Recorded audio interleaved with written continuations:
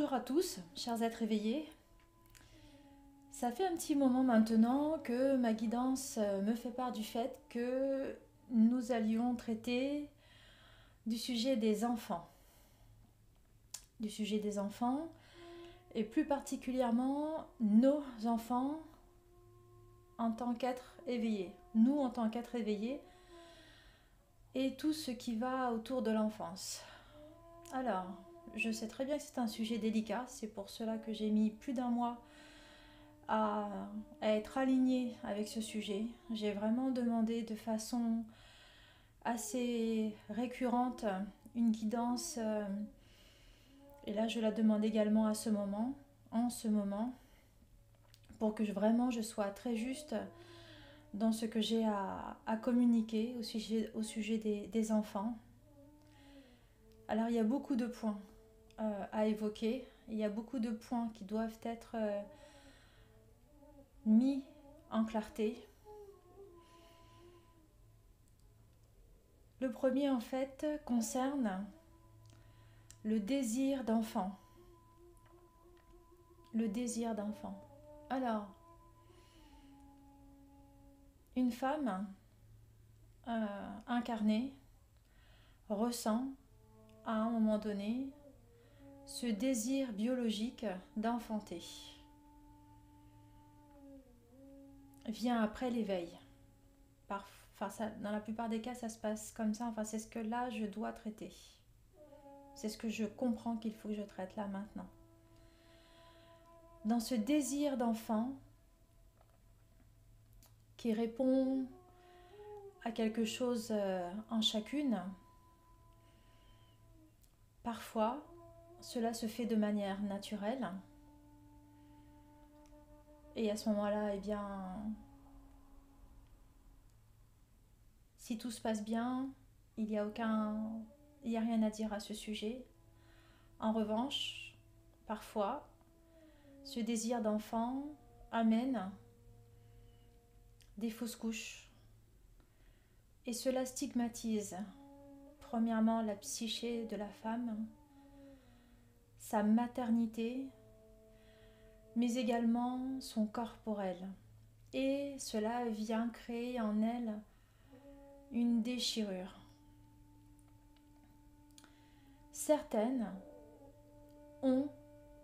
ressentent le besoin de faire des soins énergétiques afin d'enlever cette blessure avant de demander à concevoir un enfant. C'est bien, ça m'est arrivé d'en croiser. Parfois, il a fallu plusieurs fausses couches avant de prendre ce genre de décision. Et parfois, cette décision n'est pas prise. Chacun fait selon ce qu'il ressent. Là-dessus, il n'y a rien à dire, aucun jugement, encore une fois. C'est vraiment une clarté qui est amenée sur ce sujet. Nous allons parler de ce désir d'enfant qui conduit à être assisté pour procréer. Avant d'évoquer ce sujet, nous allons d'abord parler maintenant, une fois que le désir d'enfant est accepté des deux parties, donc de la mère, de la future maman, de la femme qui se veut maman, mère, et de l'homme qui va lui aussi, dans une acceptation psychologique, devenir parent, père. C'est un travail, c'est un processus qui est déjà bien pour un homme, puisqu'en fait, avant même de le concevoir biologiquement, il a déjà intégré cette donnée dans sa psyché. Et en fait, pour les hommes, cette phase de vouloir accueillir un enfant est très bénéfique, car en fait, il donnera tout, puisqu'il s'est préparé à l'idée, puisque lui aussi a porté cette grossesse dans sa tête, dans sa psyché. Il a pu parcourir toutes les zones en lui, toutes les blessures attenantes à sa future paternité, parce qu'il a visité toutes les parts de lui enfant, Et donc ce processus pour l'homme est très bon en fait. Sauf que c'est pas de ça dont il s'agit. Il s'agit vraiment de la façon dont l'enfant est conçu. Pour qu'un homme et une femme puissent concevoir un enfant, ils doivent émaner la même énergie. Ils doivent être sur la même longueur d'onde, la même fréquence vibratoire pour que les hormones, l'ADN de l'homme rencontre l'ADN de la femme. C'est dans cette osmose que biologiquement cela se fera. C'est parce que, on va parler biologie, le spermatozoïde qui va vibrer la même énergie que l'ovule va pouvoir rentrer. Voilà. C'est le seul spermatozoïde qui pourra rentrer puisque celui-ci seul sera porteur de la même énergie que l'ovule. Et c'est lorsque les deux énergies se rencontrent que cela crée cet œuf. Cet œuf qui va devenir un enfant au terme de la grossesse. Quand il s'agit de procréation médicalement assistée, la PMA, ce désir psychologique d'enfant est plus fort que la biologie elle-même.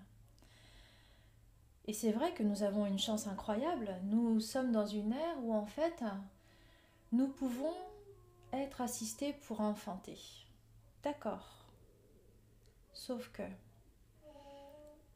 ce qu'il faut comprendre, je pense que nous savons tous maintenant comment s'opère une procréation médicalement assistée. D'accord ? Ce qu'il faut comprendre, et encore une fois, tout ça est dénué de jugement. Vraiment, c'est vraiment dans un état de cœur que l'on doit accueillir ce genre d'informations. Vraiment. C'est pour le bien de nos enfants et c'est pour construire demain. Donc, dans la façon dont en fait l'enfant vient, il a fallu pousser, il a fallu, on va dire, forcer deux énergies différentes à cohabiter. Voilà pourquoi aussi il y a des rejets, voilà pourquoi on en implante plusieurs dans l'utérus de la future maman, parce que ce rejet peut s'opérer. Et alors, pourquoi est-ce que un embryon va rester? Eh bien en fait, cet embryon va sentir l'amour d'attente de la maman, de la future maman, et cet utérus en fait va être la coupe d'amour qui va pouvoir dans un premier temps guérir l'embryon. Voilà ce que j'entends.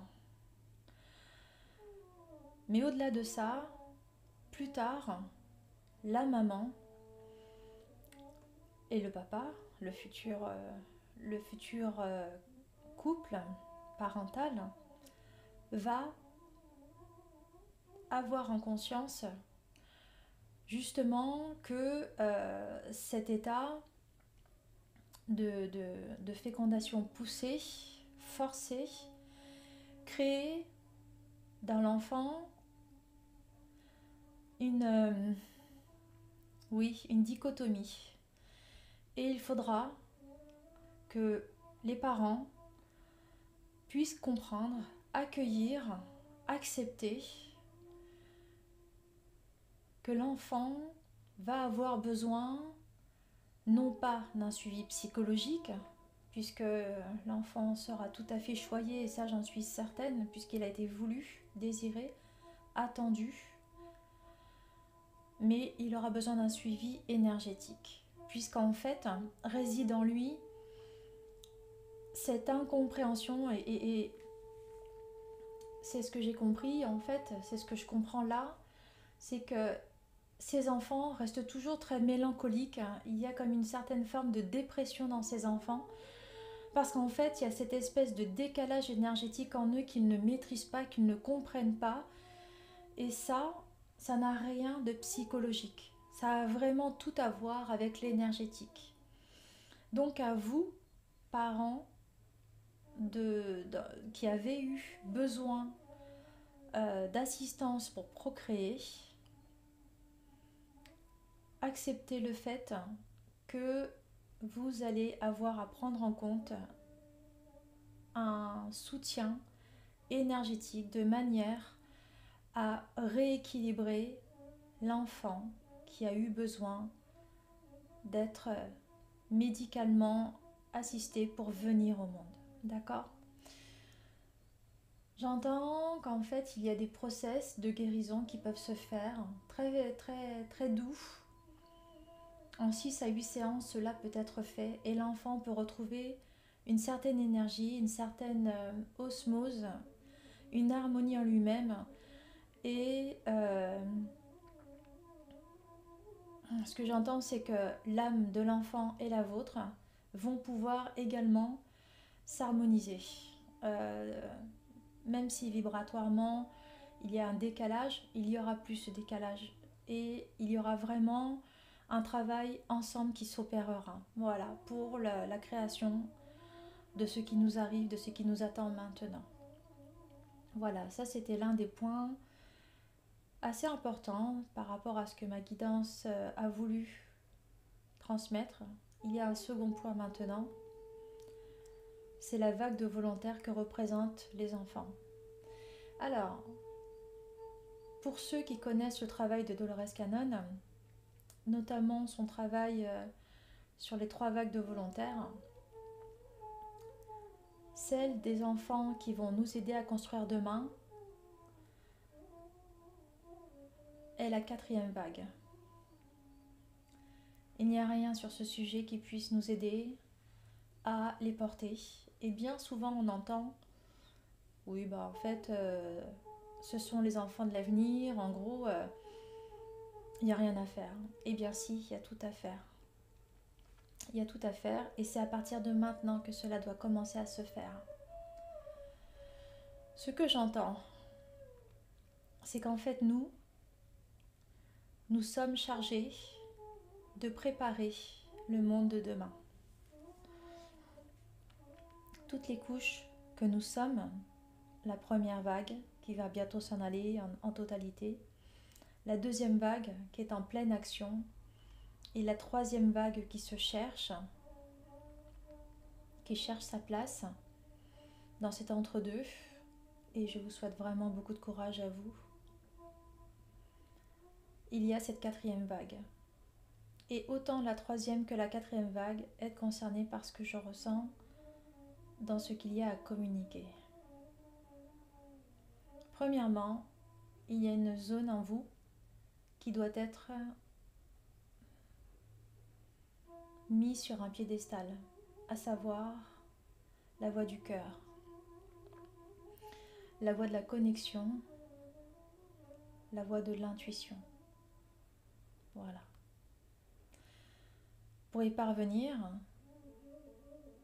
vous avez tout un tas de moyens énergétiques, spirituels pour vous laisser guider.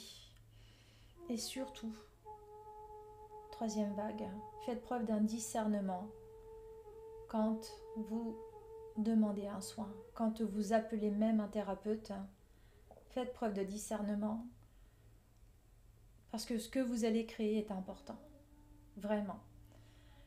Après, il n'y a pas d'erreur, vraiment, il n'y a pas d'erreur. Tout ce que l'on fait est nécessaire pour notre propre évolution, pour les personnes que nous allons croiser, pour le demain que l'on crée maintenant. Tout est bon et tout est nécessaire et tout est parfait en soi. Sauf que pour cette 3e vague qui accueille cette 4e vague, nous avons un travail de création importante. Nous avons une responsabilité. Nous avons à créer un lendemain avec nos enfants. Et dans la façon dont nous regardons nos enfants, nous devons leur inculquer cette responsabilité de ce ressenti, de cette connexion à la voix de ce cœur que nous avons. Et ça, il n'y a pas de mode d'emploi et je ne vais pas vous en donner un. La seule chose que j'entends, c'est que chaque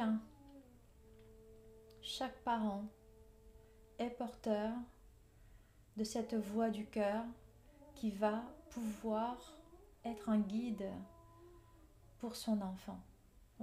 Voilà ce que j'entends. Et comme en fait l'éducation n'est qu'une question de référence et d'imitation, de la façon dont vous allez vivre votre propre création de ce monde de demain, votre enfant fera de même. Et si vous avez des divergences entre ce que vous faites et ce que vous êtes,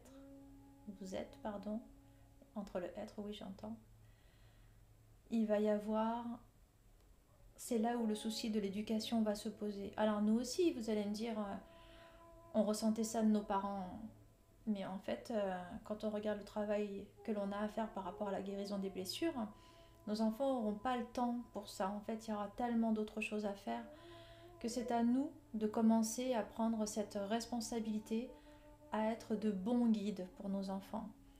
Être de bons guides, ça veut pas dire être des super mamans ou des super papas, ça n'a rien à voir. C'est être vrai, voilà. C'est être une référence, voilà. Ça veut dire qu'en fait, tout ce que l'on va faire va être cohérent. J'entends qu'en fait, il n'y a aucune référence familiale de croyance à avoir. Je m'explique. Une maman solo, un papa solo fera très bien le travail. Ça n'a rien à voir avec le fait d'être papa, maman réunis. Il y a, comme nous, ce que nous avons vécu, des parents qui sont ensemble et qui ne s'entendent pas et qui font des fois beaucoup plus de mal qu'un parent solo et qui va éduquer, être un guide pour son enfant avec une droiture de cœur, avec une sérénité, une simplicité et une honnêteté de cœur qui est importante à avoir, comprenez ? Il y a vraiment cette façon de s'accueillir dans un état d'être véritable. Ce que j'entends en fait, c'est qu'avant même les conventions, avant même les cultures, avant même les croyances familiales, ce qui est important avant tout, c'est votre état d'être pour guider nos enfants. Voilà. Et venant des îles, du Pacifique Sud en particulier, dans les îles, en fait, nous éduquons nos enfants dans un ensemble, en fait. Les enfants, nous les respectons, nous faisons attention à ce que tout se passe bien. C'est seulement ceux qui n'ont pas ce regard vers les enfants, qui sont d'ailleurs, ils sont très détachés du reste, et ça approche très très peu des enfants. Mais en règle générale, dans les îles, nous faisons attention à nos enfants.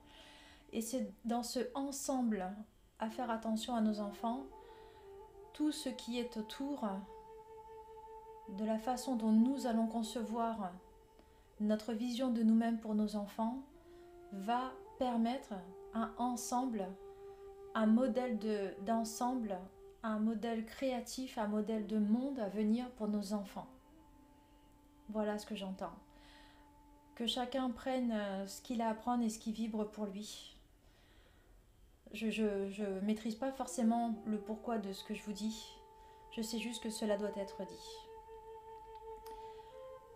Dans cet ensemble, dans cette façon de créer demain avec nos enfants vivront également avec des enfants dénués d'amour.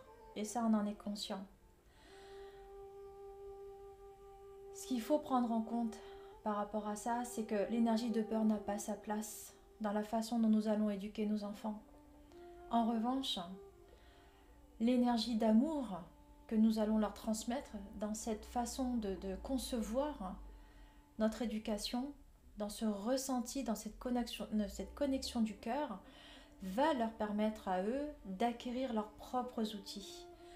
Et en cela, nos enfants seront nos sages, notre sagesse et notre puissance, puisqu'en fait, ils vont décupler des outils que nous ne percevons même pas, puisqu'ils vont être connectés à des sphères de lumière que nous n'avons pas, puisqu'ils vibrent déjà, eux, en 5D, et que nous sommes en train de passer justement dans cette ascension assez laborieuse, assez douloureuse pour certains. Donc, ce qu'il faut comprendre, c'est que nos enfants vivant au milieu d'enfants sans amour, ou étant dans une éducation à la fausse lumière, et donc pris dans une matrice, vont trouver par eux-mêmes, parce que nous allons les guider, les outils nécessaires à cette création de ce nouveau monde. Voilà ce que j'entends. Sur ce, mes chers êtres éveillés, je vous souhaite d'être de bons guides pour nos enfants et je vous dis à bientôt.